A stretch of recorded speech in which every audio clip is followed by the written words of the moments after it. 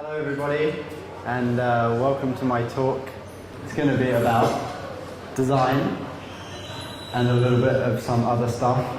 I was born in London and moved to Shanghai about 3.5 years ago. I'm a designer, and I went to Chelsea School of Art and Design, which is where I met Lin over there, who's my partner. And with Lin, I started a company called Jellymon. We started while we were still at university in the last year. And when we came out of university, we were very lucky to get some projects straight away, which I think is kind of a rare thing. And from that, we just built the company and kept on building, and then decided about 3.5 years ago to come to Shanghai and set up here. And then we also have an office in Beijing, which we just started about 3 months ago. And the office in Beijing is less design focused and more research and stuff. I'm going to show you some highlights and some of the favorite things that we've done as a company, and explain a little bit about them and about what we do.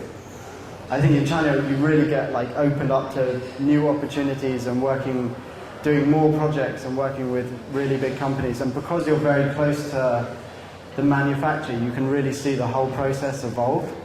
My favorite project I think that I've ever done was a project that we did with Wieden & Kennedy and the Shanghai watch company. Lin had shown me these old Chinese watches and said, oh, they're really getting popular in China at the moment, and a lot of young kids are wearing them. And so we decided to go and find the factory, and it's actually in Shanghai. It's by the Bund, and it's a really old factory. We had initial talks with them, and they were kind of very skeptical about our ideas and about us wanting to do only 600 watches as opposed to 1 million fake Mickey Mouse watches, which is what they were more interested in doing. And over a process of about 6 months, we worked with Wieden & Kennedy and designed the watches. We did 2.5 and they did 2.5. We collaborated on the one which has the Chinese hand signs for numbers, which is the stuff like that. This was something that always really intrigued me, this whole sign language that people could count just using their hands, so it seemed like an obvious choice. And I think that when we work collaboratively with agencies, I think the result is more unusual or interesting than if they just work completely in-house.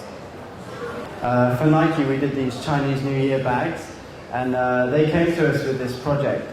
And when they came to us, they wanted to do a really small amount, 500, and it was going to be very, very limited edition. And we were just going to do a few, and we could basically do whatever we wanted and use any material we wanted. But then we designed it all, and they sent it off to their buyers, and they actually got I think it was 30,000 orders for the product. So we had to change the product really quickly, and we had to change to a really cheap material. I mean, I'm still happy with the end product, but I think it would have been a lot more fun if it had been a smaller run thing. But sometimes these things happen. One project which was really, really close to my heart when we came to Shanghai, after about the first year, we started working with a company called Eno. With Eno, we did absolutely tons of products, which really gave me a good insight in how this whole process worked. We were having to do, I think, something like 20 graphics a week and just pumping out a lot of products. And I think we had a lot of hit products and a lot of misses as well. But when you're working that quickly and to that sort of demand, you kind of get that. This project we did while we were still at university.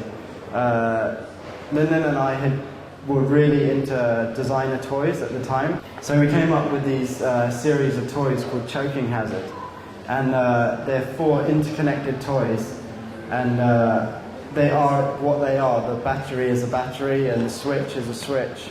The fan is a fan, and the light bulb is a light bulb, and they have a backstory to them all. And for me, the things that I most like to do with design is when you design something and you see it on the computer, you have an idea, and then you see it on the computer, and you take it from there to going and making something physical, and it comes back and you see samples, you get samples back, and you can feel the material and if it's right or not, and you just work back and forth. Okay, thank you.